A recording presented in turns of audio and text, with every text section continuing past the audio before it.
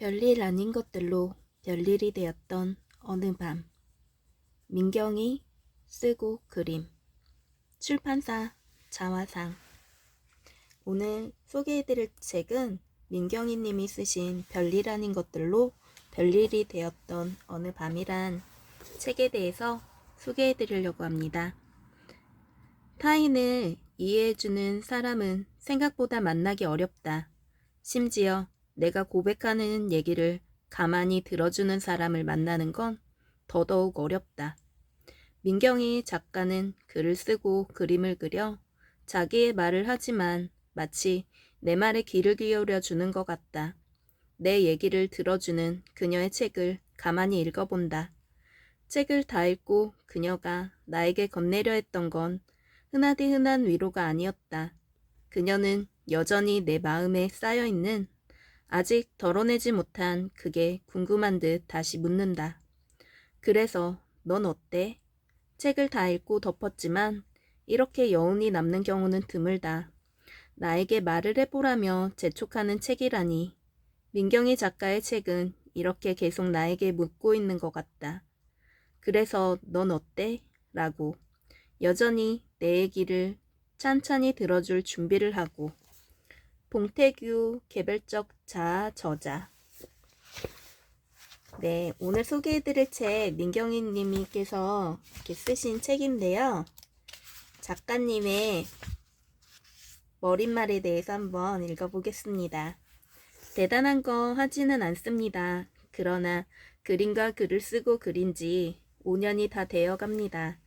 꾸준히 무엇을 한다는 게 내 성격에 참 쉽지 않았는데 그 이력을 엮어서 책을 낸다는 것이 마치 어떤 결실을 맺는 듯하여 기분이 묘합니다.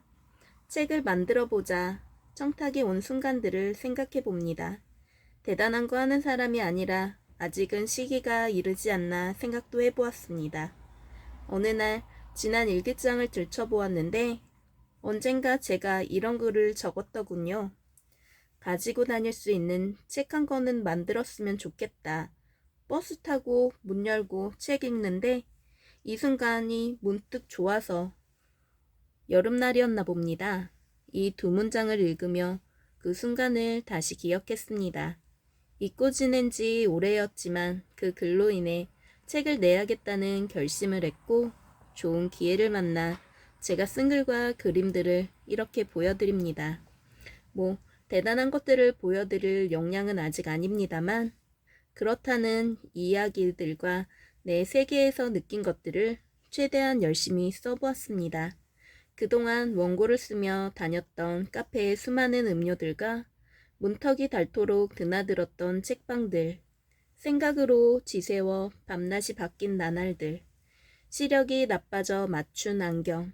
그렇지만 괜찮습니다. 이렇게 책이 나왔으니까요. 고마운 사람들과 풍경들이 많습니다. 이것들을 한데 모아 글과 그림으로 선물하겠습니다. 2017년 새벽 4시경 윤석철 노래를 들으며 민경희 님이 쓰신 글이네요. 초판 발행일은 1917년 7월 3일이고 책 페이지 수는 248페이지, 책 가격은 13,800원입니다. 저도 이 책을 읽으면서 꼭 대화하듯이 이렇게 쉽고 이쁜 그림들이 채워져 있어서 참 소장하면 좋을 것 같아 이렇게 소개해드렸습니다. 단어로 채워질 수 없는 행복. 우리는 물이 끓는 시간을 잠시 기다리고 있었다. 서로 다르게 생긴 두 개의 물컵 안에는 물에 잠겨 녹기를 기다리는 가루들이 성의 없이 우두둑 쌓여 있었다. 들이치는 햇빛에 수증기가 형태를 드러내고 수증기가 점점 커져갈 무렵이면 집에 있던 모든 것들이 습기로 가득 차는 느낌이었다.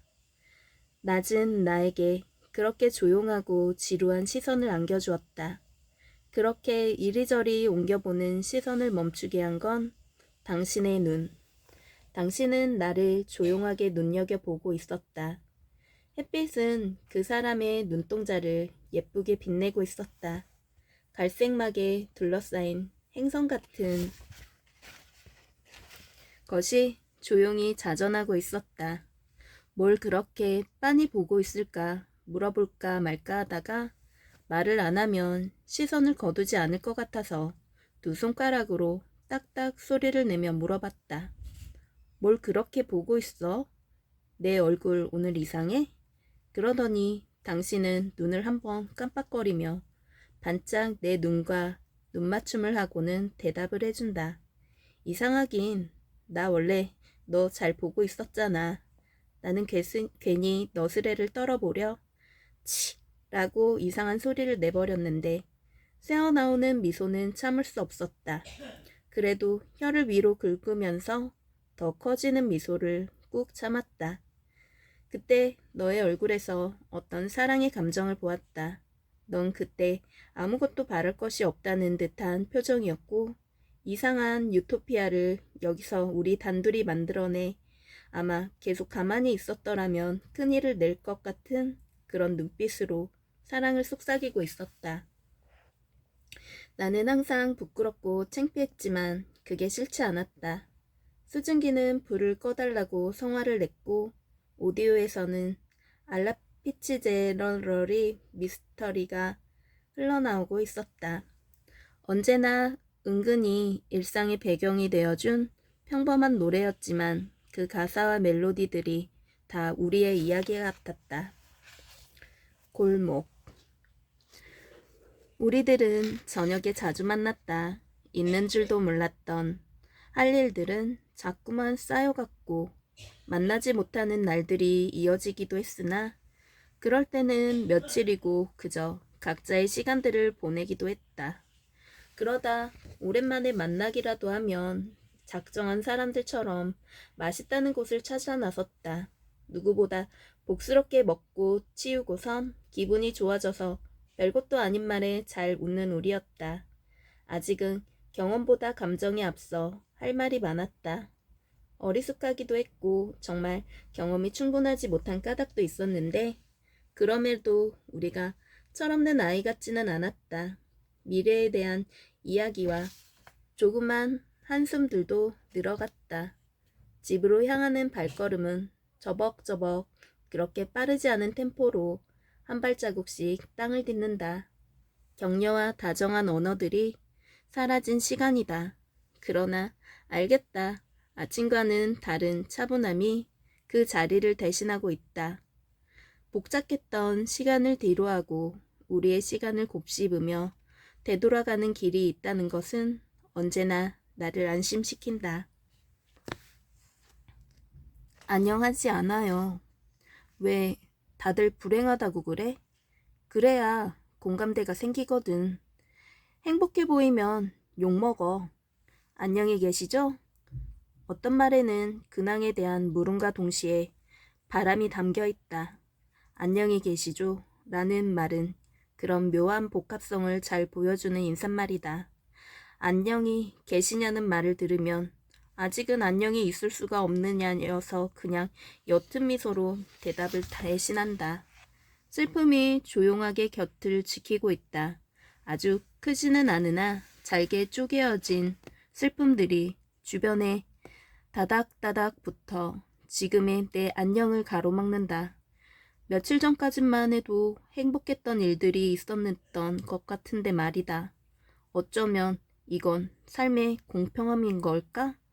겨우겨우 슬픔을 배우면 그 다음에 기쁨을 알게 되고 또 겨우겨우 행복을 생각할 수 있게 되면 슬픔이 슬며시 찾아와 순서를 기다리고 있다.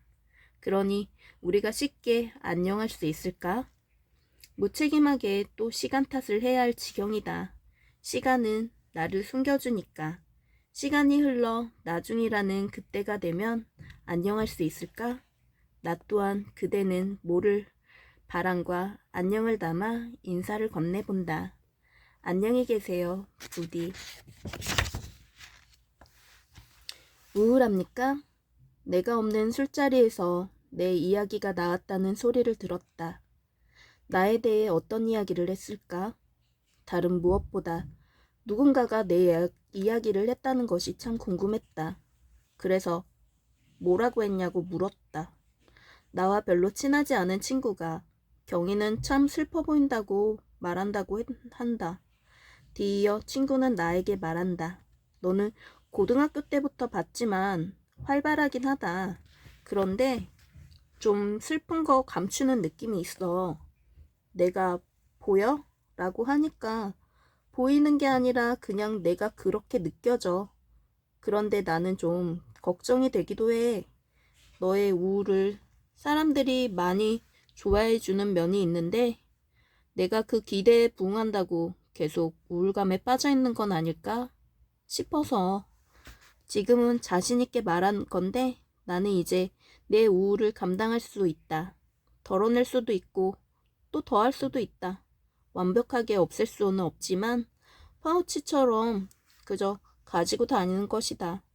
생각해보면 얘가 사실은 그렇게 나쁜 애가 아니다. 나의 불안과 우울 덕분에 어떤 일들에 대해서는 조금 더 조심스럽고 깊게 들여다볼 수 있었음을 생각해 본다면 말이다. 또 우울이란 감정이 그리 쉽게 없앴다, 만들었다 할 수 있는 건 아니니까. 그렇다면 나는 나만의 우울감을 뿜뿜 내비칠 테다. 내가 살아왔던 상처와 어쩔 수 없이 느껴지는 슬픔 등을 애써 지우려 하지 않을 것이다. 우울이라는 파우치를 항상 지니고 있다 해서 아픈 기억을 톡 건드리기만 하면 눈물을 주르륵 흘리는 비련의 여주인공 같은 성격도 아니고 나를 잘 모르는 사람들은 내가 유쾌한 사람이라고 생각할 정도로 좋은 성격도 장착하고 있으니 어려워하지 말고 말을 걸어준다면 난 언제든지 어색한 미소를 가지고 인사를 할 것이다. 여전히 우울은 가지고 있은 채 말이다. 당신이라는 이름의 설명서. 솔직히 말이야 하면서 우는 때는 모습은 영 탐탁치 않다는 뜻이다. 그럴 때는 귀를 쫑긋 세우고 들어주어야 한다. 자주 자신의 목소리나 걸음걸이에 대해 신경을 쓰기도 한다. 같이 신경을 써주며 아니야 라던가 좋아 라는 단어를 자주 사용해 주어야 한다. 대수롭지 않은 별명을 늘어놓지만 핑계를 듣는 건 또 싫어한다. 무슨 모순인가? 그럴 땐 그저 웃어주기를 바란다. 자라날 때 상처는 어지간히 많아서 그래서인지 한없이 우울하다 싶으면 며칠이 가곤 한다. 그러나 그것을 누구에게나 들키고 싶지는 않아 했다. 이 시즌에는 그저 아무 말 없이 옆에 있어 주어야 한다. 모르는 것에 대답해 주기 어려우면 굉장히 괴로워했다. 아는 척은 어찌 그렇게 하고 싶어 하는지 세상에서 자신이 제일 성숙하다는 느낌을 풍기고 싶어 해서였을까? 바보같이 같이 공부하다가 문득 아니면 내기해져서 설거지를 하다가 종종 과거의 일들을 떠올리는지 피식하는 모습이 조금은 귀엽다. 몇 가지 떠오른다. 당신이 귀여웠던 순간들이. 우리가 다투고 잠들어 있는 순간에 살며시 자신의 볼을 가져다 대고 말없이 눈 감아주는 당신이 지친 하루 어떤 허기짐이 몰려올 때 앞에 찾아와 주어 맛있는 거 같이 먹어준 당신이 언제나 나는 내 편이라고 살며시 웃으며 손을 앞뒤로 흔들며 걸었던 그 순간이. 그런 순간들을 떠올리면 자꾸 눈물이 난다. 내가 떠나면 나는 어떻게 살 수 있을까? 혼자 불안한 생각을 할 때쯤 당신의 목소리를 듣고 싶다. 전화를 걸어 2번에 걸쳐 신호음이 가다가 다정하게 응? 이라는 목소리에 눈물을 닦고 절대 진심을 내비치지 않은 채 아무렇지 않게 뭐하냐고 물어본다. 나는 이제 당신을 다룰 줄 안다.